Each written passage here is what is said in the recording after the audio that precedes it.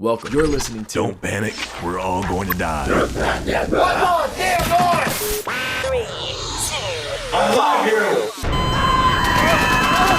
The man behind the machine. That's supposed to be funny, but that's me. I am the man behind the machine. Did you like that radio interlude? Shout out to Nate Ramirez for making it for me. And welcome back to the Don't Panic, We're All Going to Die podcast. My name is Johnny Nava, and today we're talking to someone who I really admire. His name is Sebastian Scales, and I discovered him scrolling through TikTok of all places. He posted some funny videos as well as a few that related to many of the topics we discuss on this podcast. Existentialism, anxiety, and the struggle to be yourself. So I was intrigued. However, Sebastian doesn't just make TikTok videos. He has two podcasts. One is the Sebastian Scales Show, where he does these stream of consciousness videos, oftentimes filmed on the beach. And then there's his other podcast, What Happened to You? This podcast, of course, does also share the same name as the charitable organization that he started called What Happened to You. Now, both the foundation and the podcast share the same goal, which is spreading awareness when it comes to sexual assault. A bit about Sebastian's background. One of the main topics of discussion in both his stand-up and podcast is that he was molested as a child by his best friend's dad. We talk about it in this podcast, so just be aware that we do deal with some sensitive topics in this one. But another thing that inspires me about Sebastian is how he views humor as a tool for healing trauma. I won't say any more because I want you to hear it from him. But what I will say is that if you've ever experienced any kind of identity crisis, I think this episode is a great one to listen to because it's all about how to seek authenticity in life, hence the title of this episode. So yeah, that's what I have for you today. I hope you enjoy it. I hope you take something from it. And if you have time, please check out the organization, What Happened to You, as they're doing some really cool things in terms of spreading awareness. Last thing, I've said it before, but I live on a pretty busy street, and the day that this was recorded, it was a bit hectic. I've learned how to work around it, but that wasn't the case when I recorded this conversation. So if it's distracting in any way, just do what I do and tell yourself it's just the ocean. Anyways, here's my conversation with Sebastian.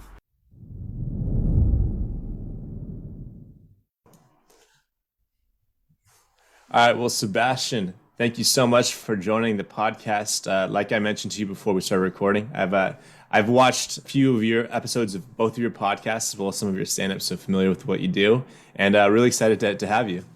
Yeah, thanks, man. I'm excited to be here, and thanks for checking out the podcast. Yeah, it's always nice to just actually be able to chat with somebody that is into the content. It's like a way different conversation. So yeah, I'm grateful to be here. Yeah, man. Well, we're definitely happy to have you. So I guess just to start off, I know that your main thing is doing stand-up comedy as well as doing the podcasts. But maybe a good place to start would be if you could just introduce yourself, tell us a little bit about your story, and then we could just kind of take it from there. Yeah, of course. So yeah, my main thing is I am a stand-up comedian and podcaster, and I started doing stand-up back in 2017. And as you know, but the listeners may not know, I was molested when I was a kid by my best friend's dad from ages 8 to 10. And after I told my mom, and then she told my dad, and we had to go to court, and I went to court when I was 11. And after that, I basically didn't talk about it until I was 22, which is when I started doing stand-up.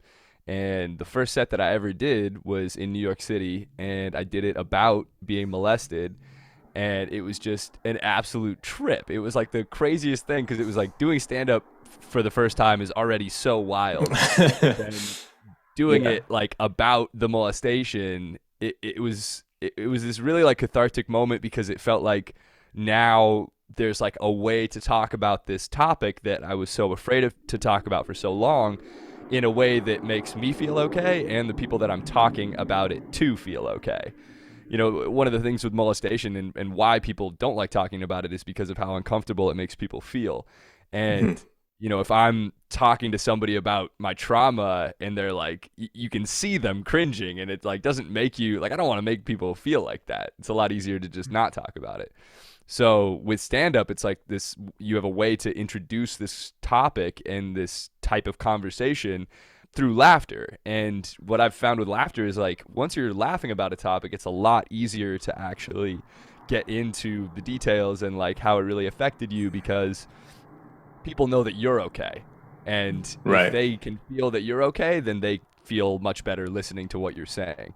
So that was kind of how everything got started for me. I was working a corporate job at the time, and then after about a year of that, I quit and moved to LA and have been doing comedy and podcasting and social media ever since then. Yeah, so then basically as a result of doing stand up, I almost immediately I realized like whenever I would do this material, somebody would come up to me after a show and say, "Hey, I was molested too," or just I've been like people would just tell me like the wildest shit that had. Oh, can we swear on this? Is that Yeah, okay? fuck Cool. yeah. Fuck yeah. It was like obviously everyone's got something. Like trauma is a huge spectrum, but I when people see somebody laughing about their trauma, it tends to make people feel more comfortable talking about their own experiences. So strangers would just come up to me and be like, "Hey, I got molested too." And some people have never told anybody about this before. It was just like a gut reaction to seeing somebody laughing about what happened to them that made them feel like, "Oh, I could do that." That doesn't seem like this guy's clearly not going to judge me. Like if I'm Yeah. talking to a bunch of strangers about getting molested, chances are I'm not going to make you feel bad about whatever you've been through. So that was kind of where the idea for the podcast came from. The first podcast, which is called What Happened to You. And it's basically just a podcast that's dedicated to normalizing conversations about trauma using humor. So we've had, just about every type of trauma imaginable on the podcast. And I try to get people on who are comfortable laughing about what they've been through. And laughter kind of serves as like the foundation for deeper conversations. And it's when you get two people, obviously laughter is not for everybody, but the people that do heal with laughter and find it more comfortable to talk about these things with laughter, it really resonates. So that's been kind of one of my main focuses for the last four or 5 years now. So yeah, that's sort of the abridged version of the story. Well, thank you for sharing all of that. I really like what you said about humor being like the tool to kind of explore those topics, because I'm a person with a pretty dark sense of humor myself. And so like, I totally understand how it is like having humor about these circumstances, I think is a way to take the power back in a lot of ways. Mm-hmm. And if you're going on stage and you're making jokes about it in a way that's like, because stand-up is very much like, you have to be very comfortable in your own skin up there. And if you're doing that while talking about something as traumatic as being molested, I mean, that is really powerful. And I can see why somebody who has been molested before and maybe never talked about it before would feel comfortable approaching with you and talking about that with you, because you're obviously okay. And I think that's encouraging for a lot of people. For sure. Yeah. Thank you, man. That's definitely what it is. And it's funny too, because even I've noticed that the more I do stand up and the more comfortable I get on stage, the more people will come up to me after. And because like for the first, I don't know, I remember doing that first set and it went pretty well. I like kind of blacked out because it was just like such an overload of emotion and fear and all of this stuff. But for like many months after, I would just bomb so ruthlessly. And it was like so brutal to be like bombing about molestation, Yeah. And it was in large part because like I hadn't really done any healing or processing. And this was like, in many ways, stand-up is like therapy because it's just a conversation that you're having. It's a one-way conversation, but you're talking to someone, multiple people in this case, about what happened to you. So the more you do it, the more comfortable you become talking about it. And you, I mean, I didn't know how to make molestation funny, so I was just like throwing shit against the wall. Like I thought it was like, okay, let's be like as gruesome as possible. Like that's what people want, and like it's totally not at all. Like, but it's just trial and error, and you don't really know at the time. And as I've done more stand-up, I've come to find that the funniest stuff is just the truth, like what was actually going on in my head at the time, and not feeling like I need to change the story at all in order to make it funny, but actually looking like at the authentic emotions and thoughts that I was having at the time, and then trusting that the truth will resonate more than anything that I could come up with in my head with people that are listening. So as I began to become more comfortable on stage, especially in stand-up, like the audience basically feels how you feel. So if you're uncomfortable, and they'll feel that immediately, especially if you're talking about molestation, where they're oftentimes going to be uncomfortable too. So as I did it more and more, that's when people would come up to me more frequently, and sometimes multiple people would come up to me after the show. Like I remember the second guest, or the first guest, the second episode of What Happened to You is with this guy Alex Cunningham, I did the molestation material at a show, and he came up to me right after the show and was like, "Hey man, like that was super funny. By the way, both of my parents killed themselves when I was 8 and then 12." And he said it with like this big smile on his face, and I was like, "Great, like Yeah. like let's chat about this. This is wild." And then in that same night, another comic came up to me, Kayla Esmond, who I don't remember which number episode she was, but she's been on the podcast too. She was like, "Hey, I got molested too," and it was like this, the podcast sort of made itself, because it's like, well, I can't just having these conversations just with the people that I'm having them with, like clearly people would be able to benefit from these conversations. So it was cool to see the trajectory of, it felt like at the beginning people were still coming up to me, but it was almost like, hey, like, like you're okay, like it was almost like people were consoling me, because they could tell that I was like, trying to work my way through this. And then as things continued to develop, it became much more of like a, people felt more comfortable telling me things because they didn't feel like they were burdening me with things. Whereas before it might have been like, oh, this kid's clearly not okay yet, Right. So it takes a while to, and I'm still, like still working through it many years later. Healing is not like, it's not like, okay, it's been 5 years, I'm good now forever. It's a very non-linear thing. So yeah, it's just like, how often are you talking about it, and how willing are you to look at the experiences and reflect authentically about what happened. And it's been a wild journey, but it's good for sure. Yeah.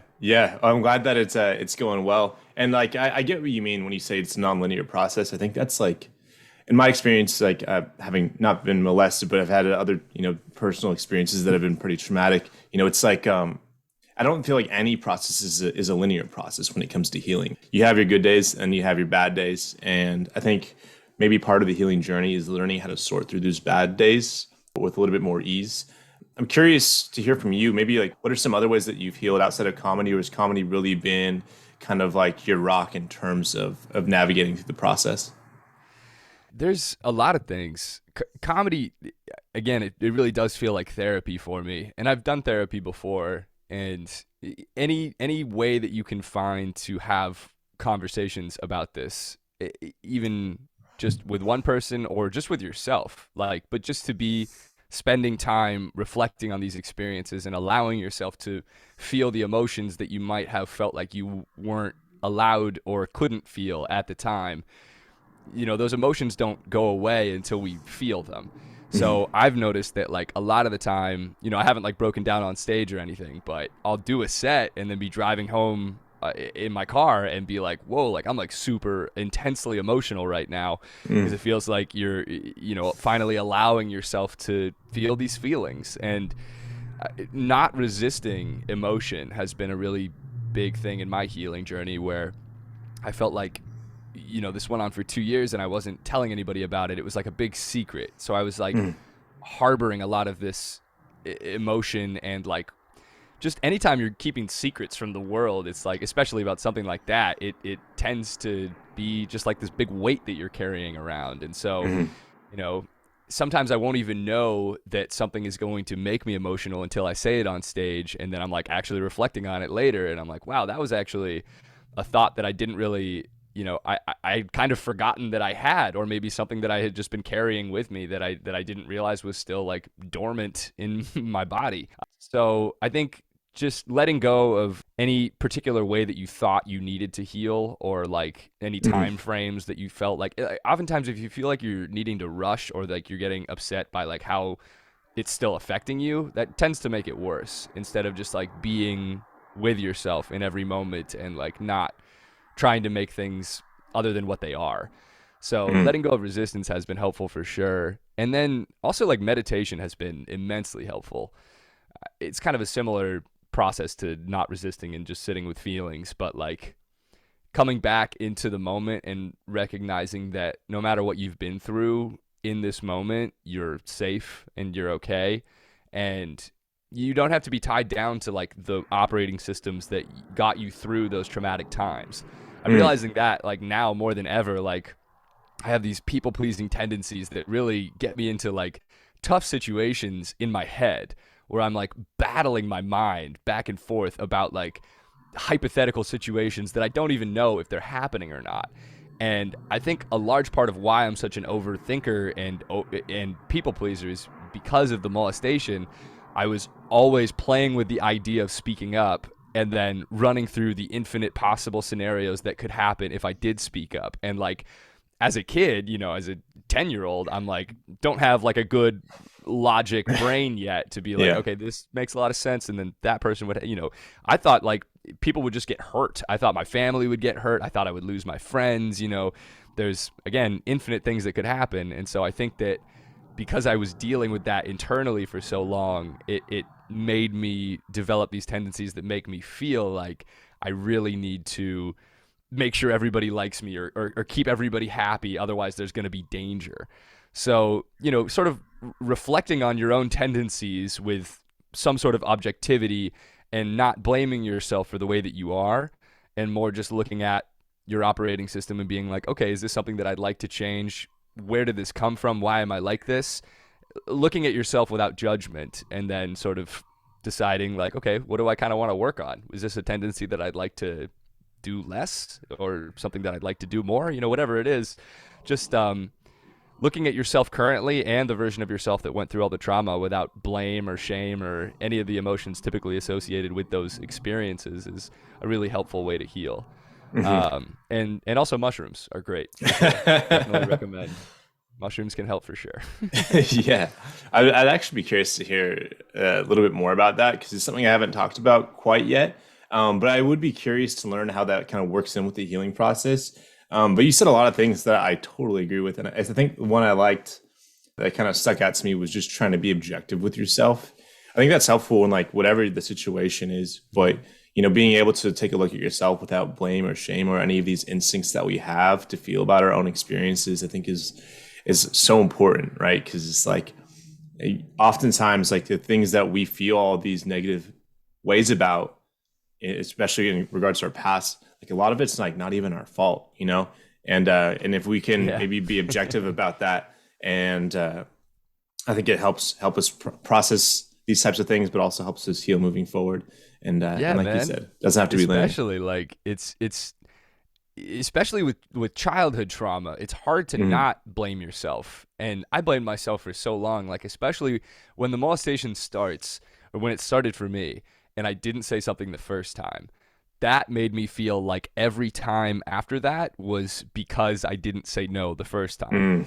And when you don't say no the first time, it makes it a lot harder to speak up, because now I'm in my head like, okay, people are going to ask, why didn't you say something the first time? Like, that's pretty weird that you didn't tell somebody right away, you know? And then I'm like, again, going with these hypotheticals, then people are going to think that I liked it, or people are going to think that I'm gay, or people are going to think that I came on to this guy, you know? And even not knowing any of the responses, and because we're dealing in the world of imagination, there are unlimited things that we can think, and we tend to only focus on the negative hypotheticals. So, you know, my brain's just in overdrive, and it's hard to not assign some blame to yourself. And then when you're harboring that blame for any extended period of time, you know, like it's oftentimes these tendencies that we develop just happen to trickle over into our personality later in life.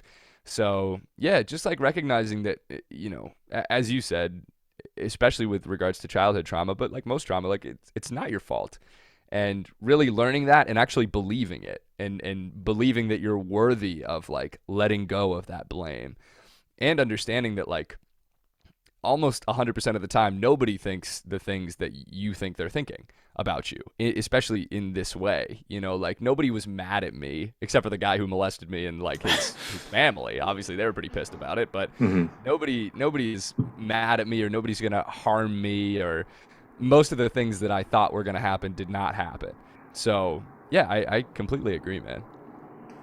Yeah, well, definitely appreciate you giving your perspective on it because I think that I've definitely have already learned a lot from this conversation. So I appreciate your transparency, and also that's like something that I really like about you, Sebastian. I feel like something that I admire about you is that you're very, very like transparent and like open about your thoughts and your feelings on things. And I think even in you have the Sebastian Scales show, you're like the intention for this show is to just be completely sincere and to never hold back what I'm thinking. So Yeah. where did that kind of inspiration come from? Is that like the idea for the show was to be like I'm just gonna be transparent and we're just gonna see where it goes, or is that kind of like did that idea come as you started recording and we're like this is what this should be about? Well, thank you, first of all. And I think that was definitely the intention of the show. And it's because, honestly, I think a lot of it is because of the tendencies that I picked up as a result of trauma. I feel like I remember when I was going through the molestation, after we went to trial, the guy did not get convicted. So he was just like around our town. And my parents asked me if I wanted to move away. And I was like, no, this is my home. And I feel like that would mean that he won or something. So we just stayed around and I would obviously see him around. And I felt like there was this war going on between my family and his family. And it felt like I needed to have as many people on our side as possible. Otherwise, my family would be in danger. And, again, going with kid logic, like he's going to attack my friends or me, or, it felt like I needed to. And the way that I would get people on our side is just by being as nice as possible.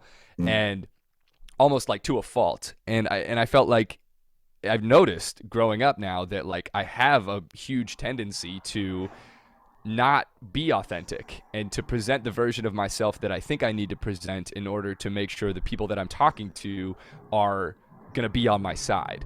Because even though like I'm out of this environment with this guy, these sort of mental patterns don't just evaporate as soon as we're out of the environment. They stuck with us because they kept us safe and kept us alive, and our brains believe now that this is how we need to operate in order to continue to be safe.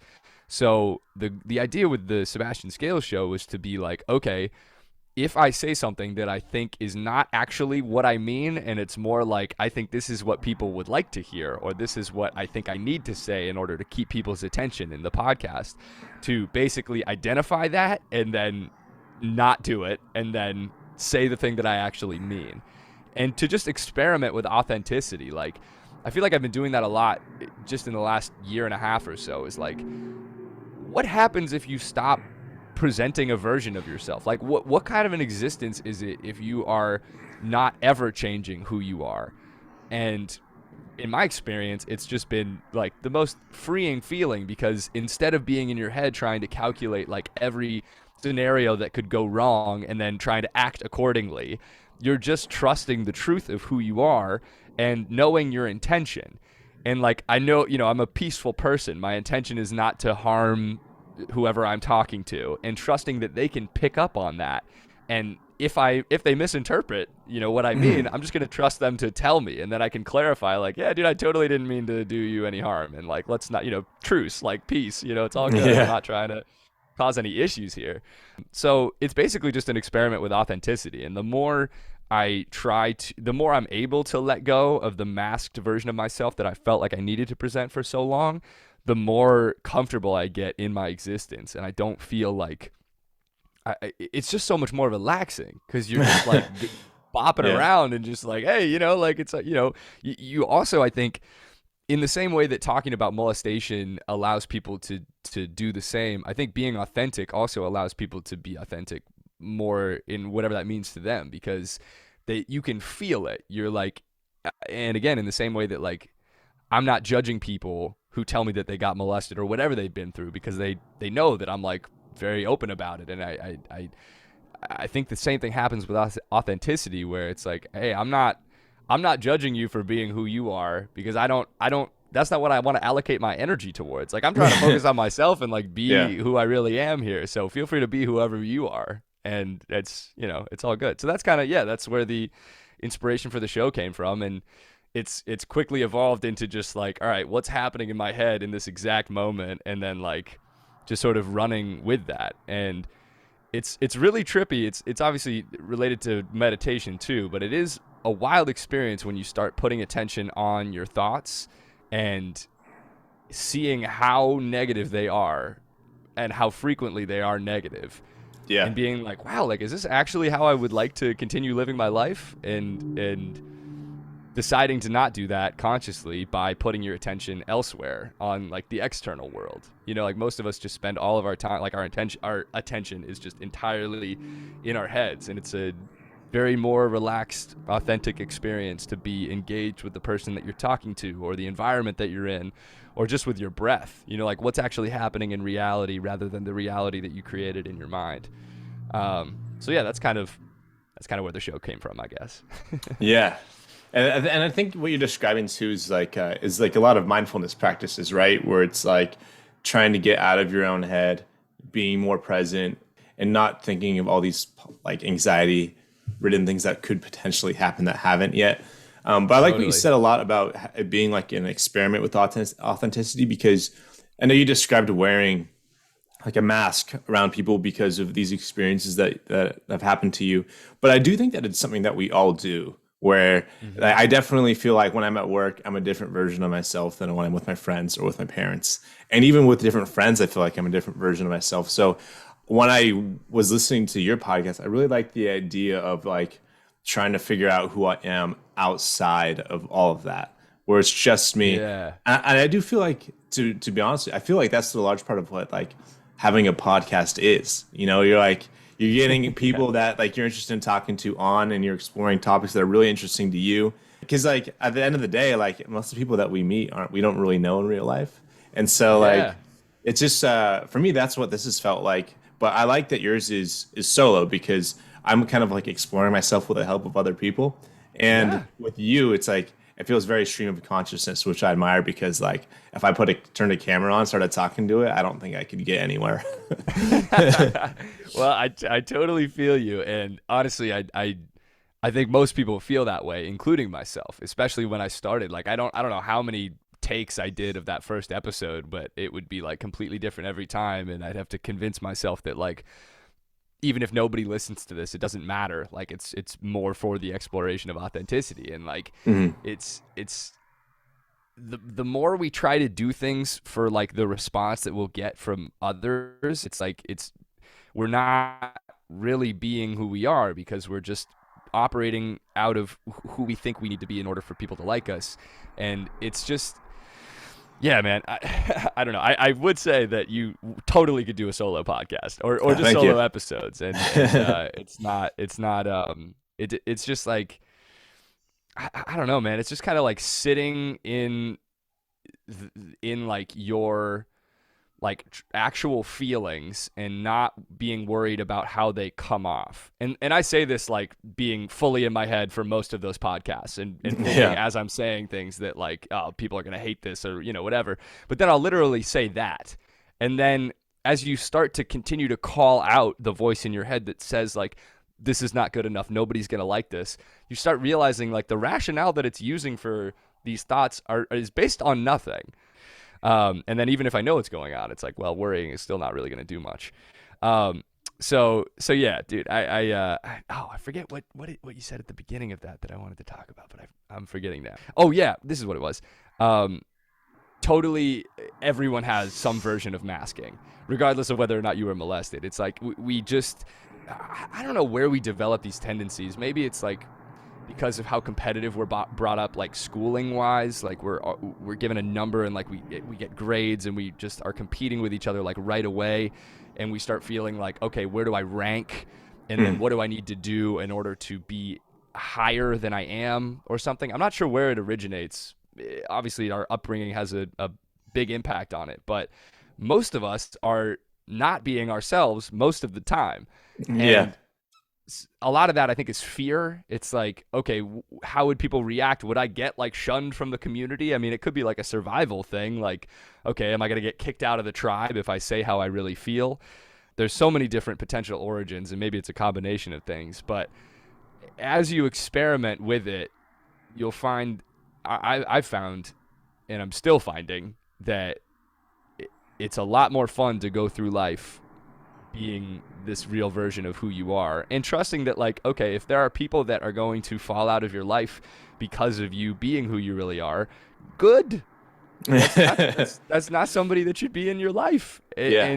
And as you begin to be more authentic, the people that come into your life are getting this version of you that you don't have to put any energy into maintaining Yeah. and masking. And it's all of that energy is then available to you to do whatever you'd like to do with it.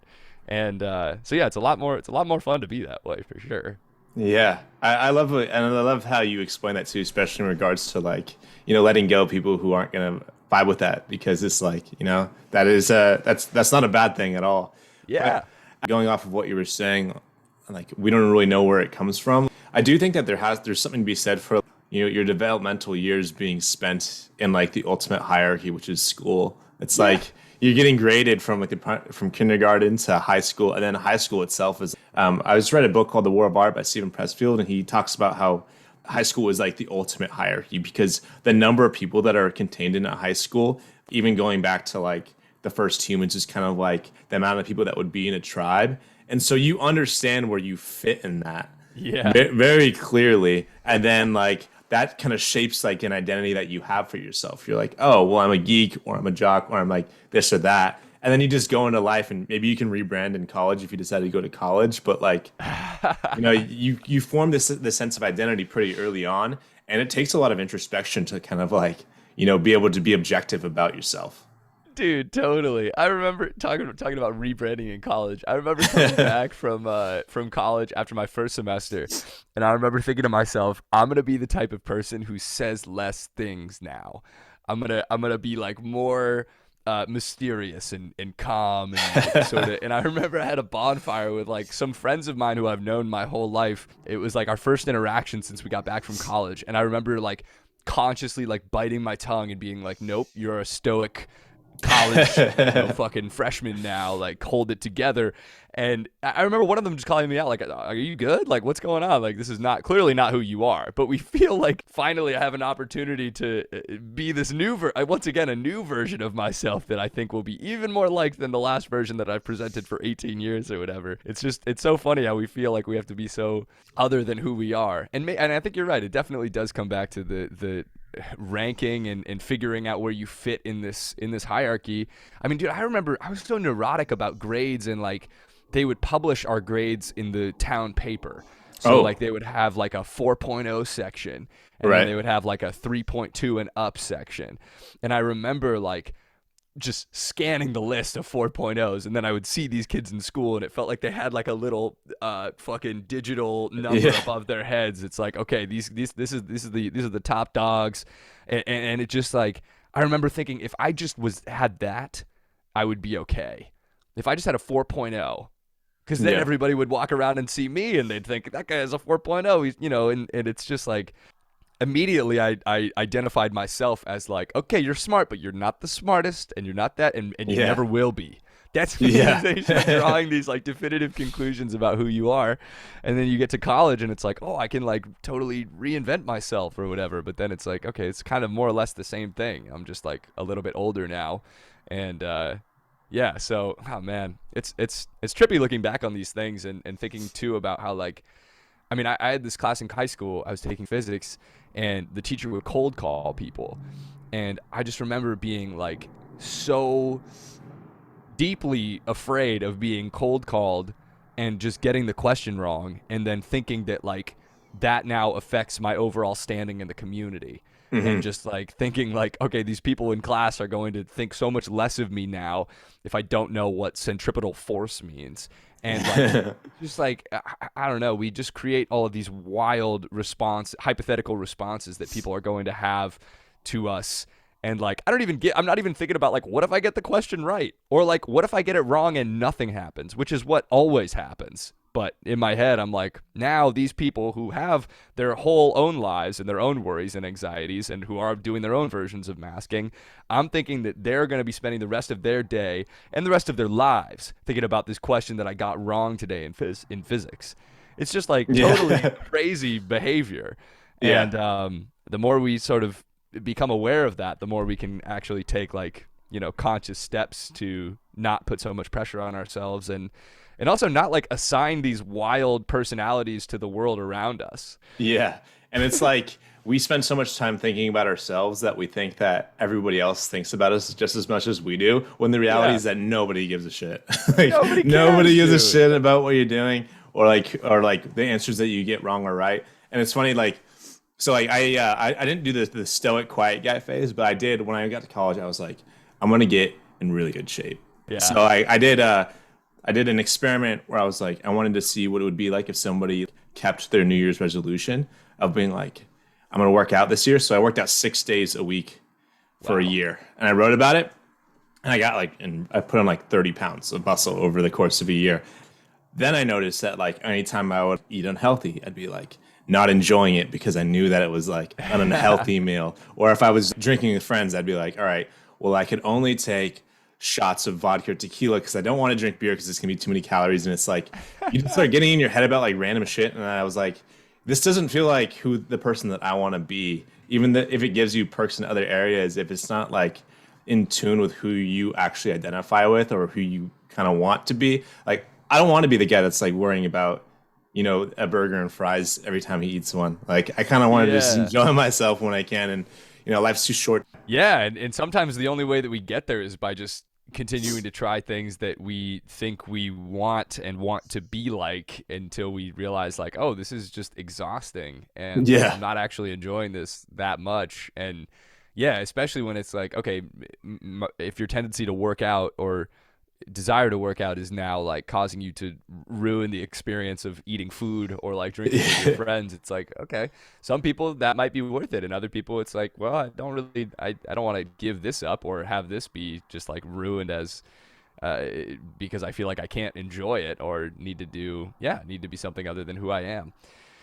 Totally feel you, man. And this is what's so funny too, is like every time you talk to somebody about like this type of stuff or have like this anxiety or type of conversation, you just find that everyone's got shit. Like everyone's just in their own head so relentlessly. And I think it's in many parts because like our brains were, they allowed us to survive, and we needed instincts, and we needed to be able to react if like something is chasing us. If a tiger is chasing us, we need to be able to react. But most of the time we're not presented with these actual like life-threatening situations anymore, but our brains are still in overdrive all the time. So we start allocating this energy into things that like hypotheticals that ultimately are not actually causing us to be in any danger. So we just have this amazing mechanism of our brain and our mind that is oftentimes misused, and we end up creating these wild personalities or tendencies that we need to do in order to feel safe as a result. So yeah, it's we're all in it together, I guess, Yeah, yeah, and that's a great point. It's something that I try and like remind myself of all the time. Like we think of history as being like starting with like Mesopotamia or like the Egyptians, like in terms of like civilization, but what we don't realize is that our brains have been around for like tens of thousands of years, right? Yeah. And like for most of that time, we needed to be anxious in case we needed to run away from a saber-toothed tiger or something like that. Yeah. But now our brains are just bored and they have to come up with stuff to be anxious about. That's a very hard thing to deal with. And then also to add to that, like we're also very much like our brains are very tribe oriented. Like in order to survive, we need to be part of a tribe. And so when you have those anxious survival thoughts mixed into this wanting to be liked, wanted to be accepted by our peers, like that is just the perfect recipe for 20th century existentialism. Yeah, dude. And that was the tribalism is how it felt in high school with the guy who molested me. I'm like, okay, well, it's a tribe war now. And Right. And it's funny too to think about like, with your working out example, it's like, okay, people might be responding super positively now to I'm thinking about in my head, because I definitely had a working out period as well, and like people might like this new physical version of yourself, and then they might dislike this version of yourself that won't drink beer, or like we just, our brains will always find different potential places where people can dislike us and then try to correct them, even if nobody's told you that. Our brain will just be like, nope, here, yep, you got to figure this out. Otherwise, you're going to get kicked out of the tribe. And yeah, it's adjusting to this new world with the same brain. Yeah, exactly. And one that's changing so rapid. I feel like generational signifiers happen like every 5 years now. Like my Yeah. brother's like 6 years younger than me, and I feel like he's like in completely different generation than I am. What kind of made comedy stand out as like your thing? Well, there were a couple of things. I remember I saw this improv show in San Francisco, and it was like right before I moved to New York, and it was something came up about a pedophile joke, and somebody made a joke about it, and the whole audience laughed, and I just remember feeling like so no part of me was like worried or like upset about my experience. Like I felt like I had a totally different, and obviously people had made like I heard pedophile jokes before over the course of my life, but something about seeing it in that environment where it was like the whole room was laughing about this topic that up until that point I had only really seen talked about in this super negative way or not talked about at all. Hmm. So it was kind of seeing that and seeing that that was actually possible. And I'd always enjoyed public speaking. I did a lot of it in high school and college, and I I don't know, man. It's interesting because it's just kind of one of those things where I feel like when you go through something like molestation or whatever the trauma is, and you haven't processed it, it's just a matter of time before your body just like just gets it's just like, hey, I can't keep this in any longer. Hmm. And for some people that'll mean it comes out in therapy, and for me, I just happened to gravitate towards stand up, and I moved to New York like 2 weeks after I saw that show, and started writing like between when I saw that show and when I got to New York. And yeah, like I think the day after I got in, I just went to an open mic and did it. Um, so I didn't know that it was going to turn into any of this. I just Hmm. knew that I wanted to talk about it and hadn't found a way to talk about it in a way that made me feel okay. So it was a really fortunate thing that, like, thank God whoever made that pedophile joke, because that like totally changed the whole trajectory of my life. Uh, so that was kind of how it started. It wasn't something that I had been like planning for a long time, or I definitely at no point during high school or college was like, okay, like this is what I'm gonna do. And this also just reminded me too about talking about reinventing yourself. Like I remember one of the thing that I was maybe most excited for in college was that nobody knew I had been molested. And like in when I was growing up, everyone knew because it was, a small town, and there was like articles written about it and things like that.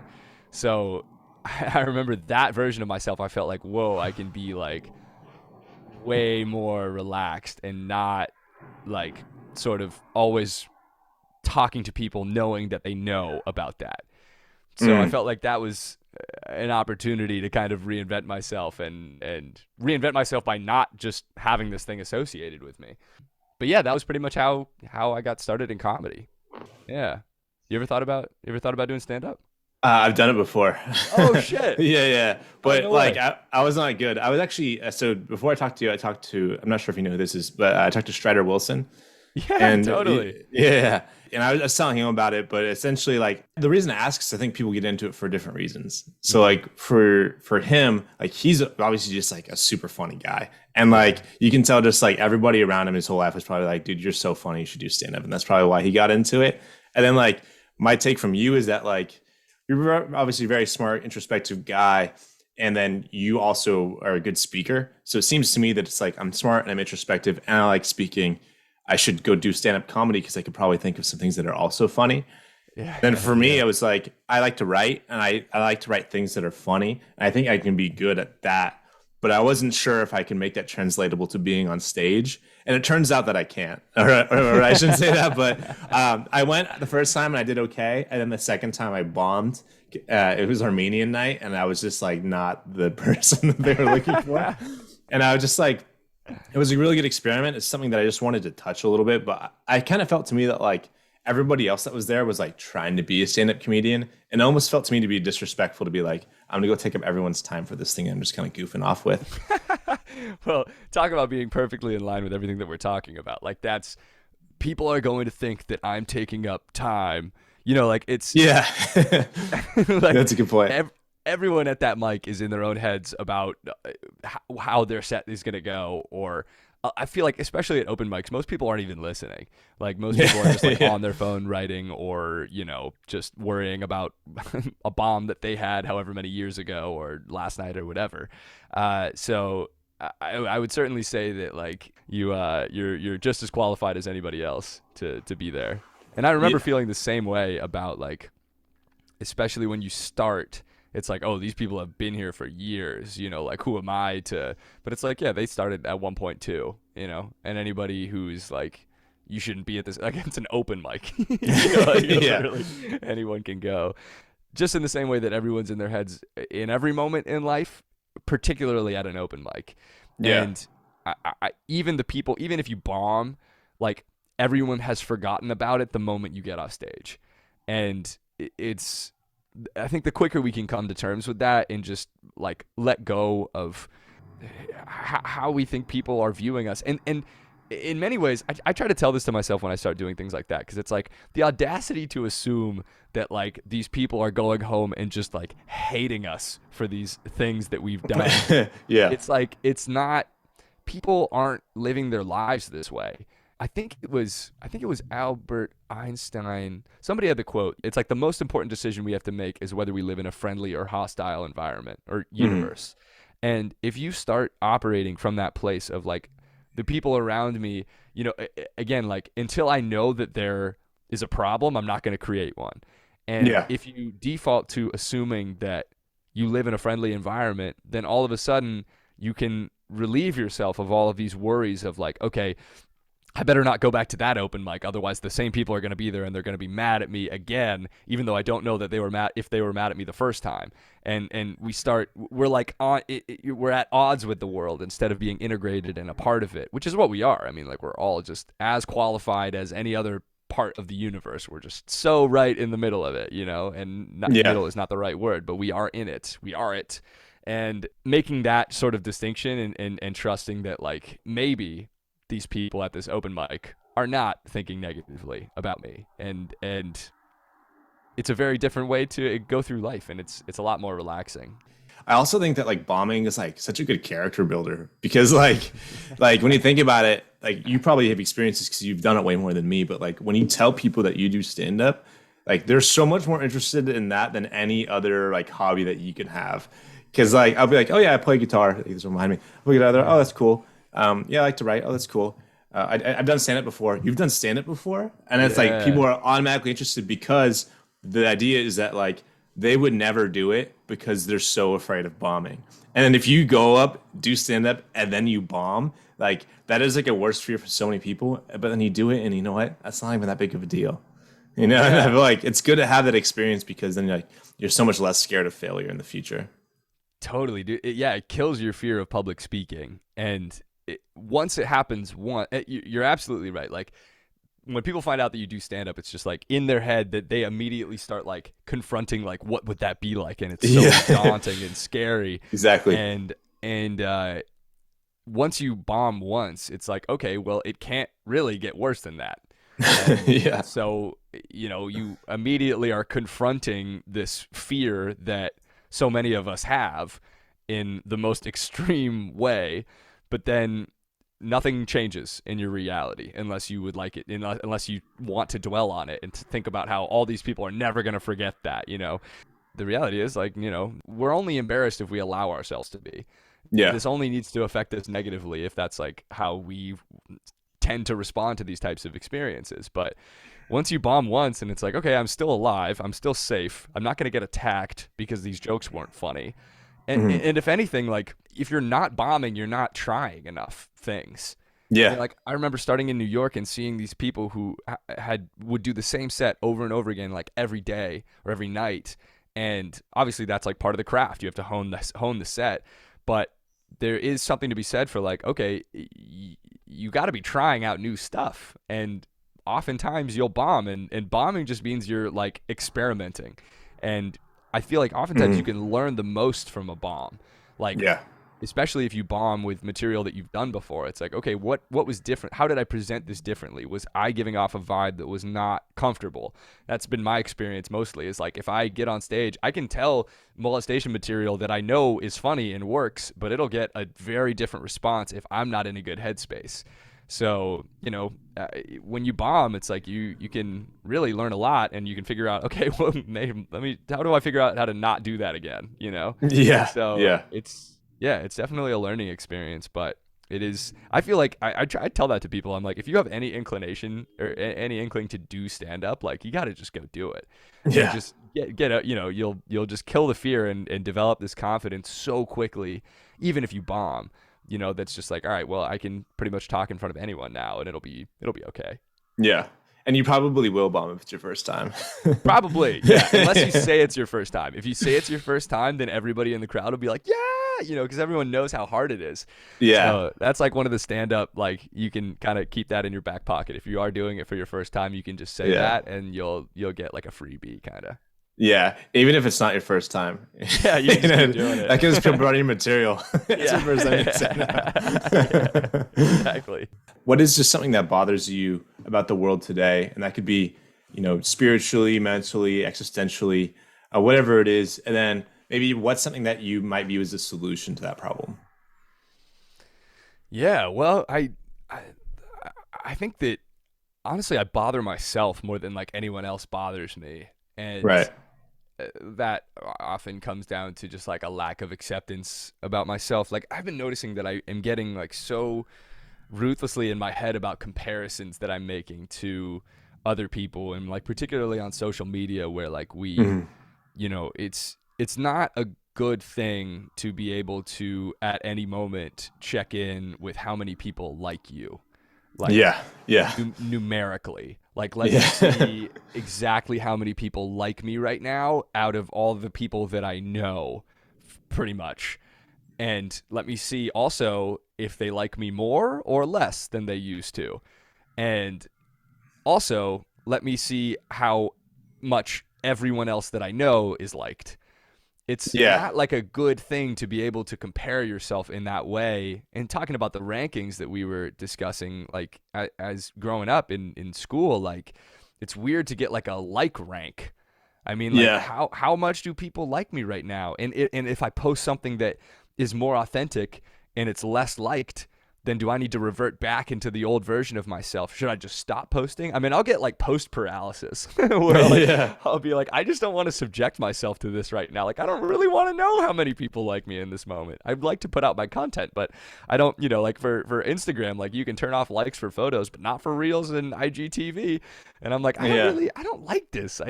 It makes me feel like it's hard to not compare yourself in this new digital world.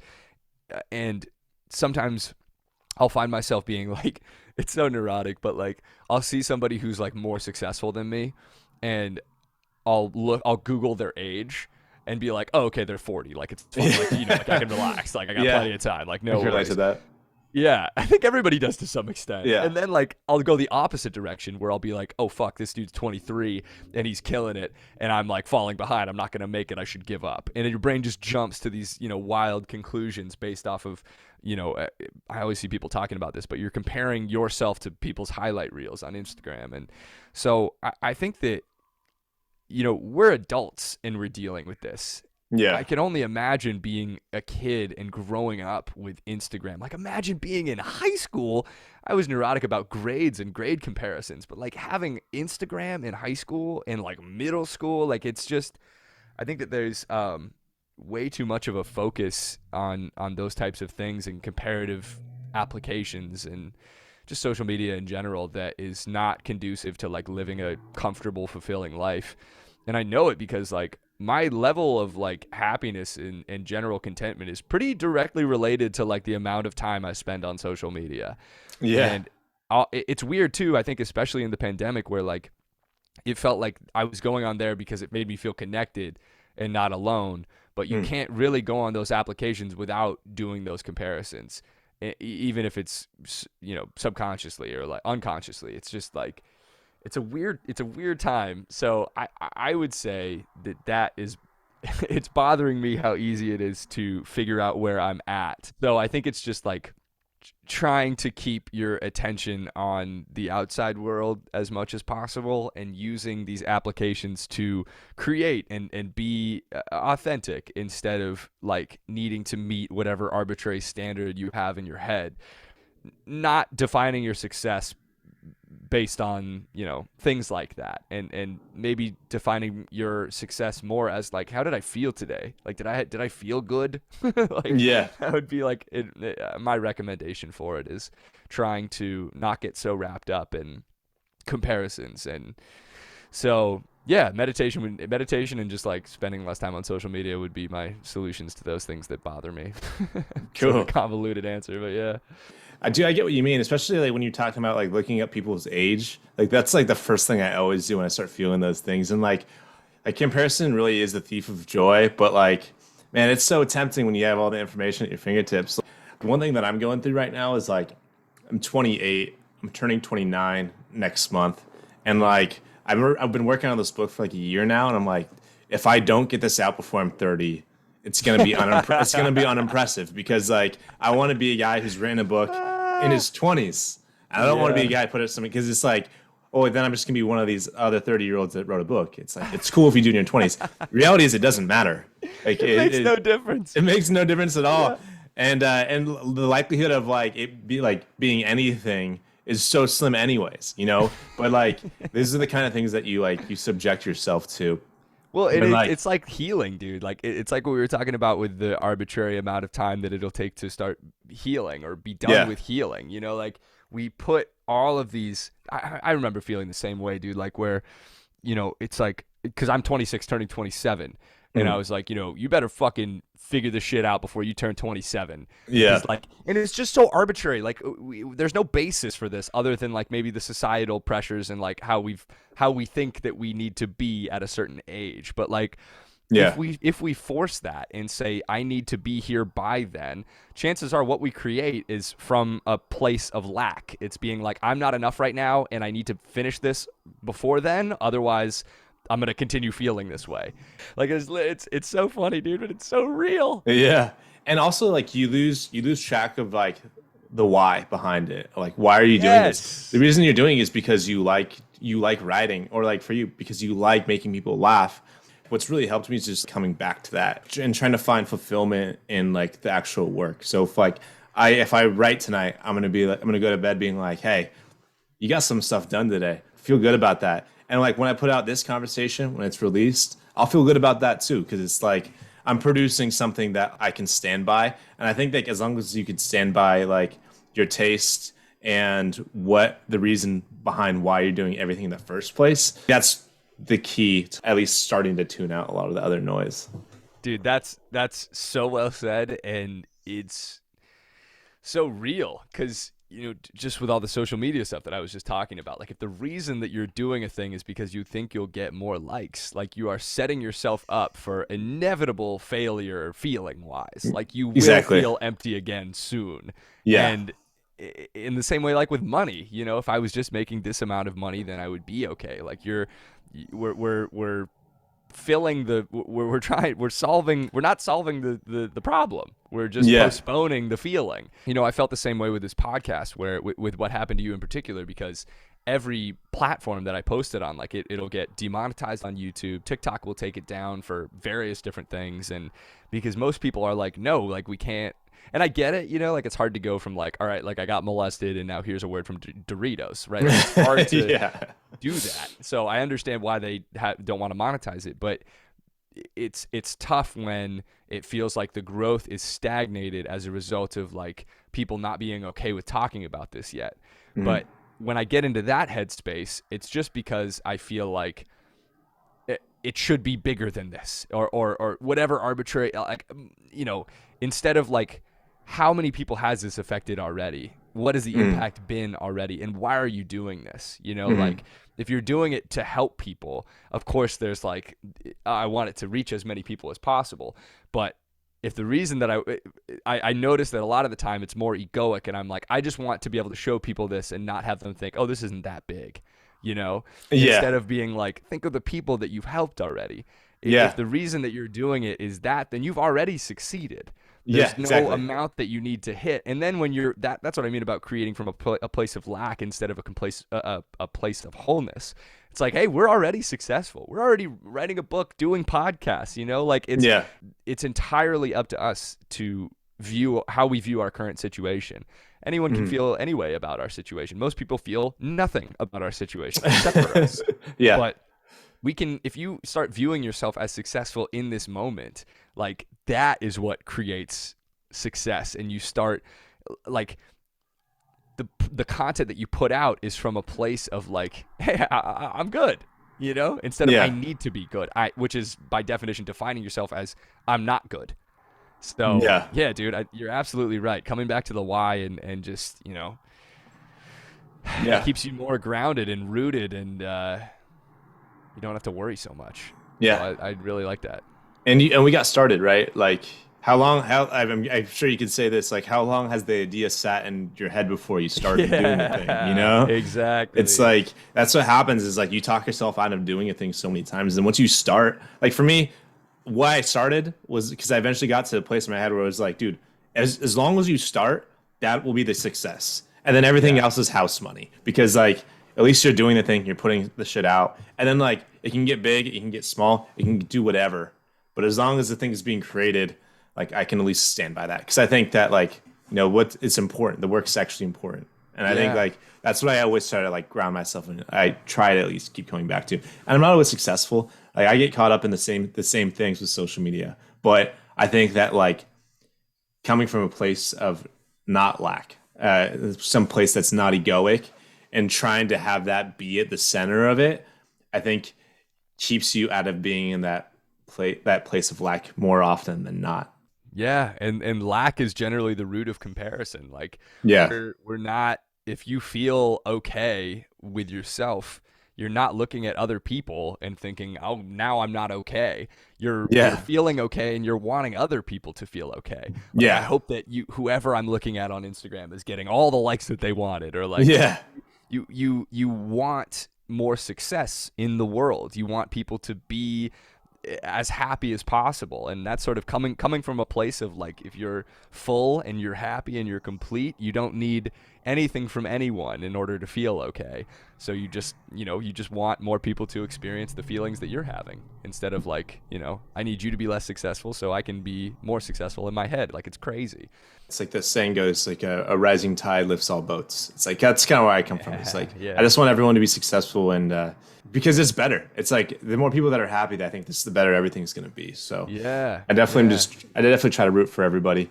I do think that on this subject in particularly, mushrooms are especially helpful. Yeah, yeah, it makes you feel like more connected to the world, and you're not somebody that's competing with everyone else. You're like, we're all in this, like we're all the same energy in some capacity. And Yeah. yeah, it's a lot more fun to go through life feeling like you're a part of the world than other than it, or a part of the Yeah. universe. So Last question then. So if you could just give your younger version of yourself advice, and this could be any age that you really choose, what would that advice be? so much of what we worry about and the things that we get wrapped up in our head about it's fear based. Like, we're afraid that we're going to be abandoned by our friends, or we're afraid that people are going to think that we're not successful, or we're afraid that we are not successful, or we are just, so much of it, if you actually like trace the root of our thoughts and overthinking, it just comes back to fear. And I think for me, with the molestation, I felt so afraid during that whole time. Afraid for myself, afraid for my family, and just sort of recognizing that, like, I would just say, like, you're safe, like, you're good. The truth is hard to talk about oftentimes, but it's always the right thing to do. Yeah. And trusting your truth, and I think just letting go of fear as much as possible, whether that's fear of judgment, fear of bombing, fear of posting, fear of just like being seen for who you are. really what you're doing by being yourself is like you're like fulfilling your purpose in many ways, not the purpose Yeah. that you think you're supposed to fulfill or that you need to fulfill to be accepted by the world. So yeah, I would say letting go of fear to every version of myself, including now. You know, I think that is something that we all hold on to far too much, and just trusting that, like, you know, wherever you are is really exactly where you're supposed to be. And if you feel like you need to be somewhere else, it just means that you're resisting this moment. Mm. And it's a very different life experience to go through, a very different life experience to go to just be accepting of what's happening and not trying to get out of it out of fear or, you know, yeah, I think fear just keeps us so stagnant. So letting go of that as much as possible and just remembering that, like, yeah, like, you're safe, you know, you're loved. People have your back, even if it feels like you're alone. And even if nobody has your back, you have your own back. So Yeah. yeah, man, I think just let go. No. Let go of all those things as much as possible. I think that was a great answer. I really enjoyed this. It was Me great too, talking man. to you. Yeah. Dude, it was such a pleasure. Thanks for having me on. You got a friend in me. Congratulations. You made it to the end. Thank you so much for listening. And if you enjoyed this episode, check out Sebastian's podcast or his organization. I'll put everything in the show notes. The next episode will be out in 2 weeks. If you want to stay in the loop, feel free to follow me at Here's Johnny Nava on either YouTube or Instagram. And if you get a second, please consider leaving a rating or review. I know I kind of sound like a broken record, but there's a lot of work that goes into producing these episodes, and I can't tell you how much I appreciate seeing a new rating, as they are crucial for these kind of shows. Outside of that, I hope you have a beautiful week, and I hope to see you again next time. Cheers. Just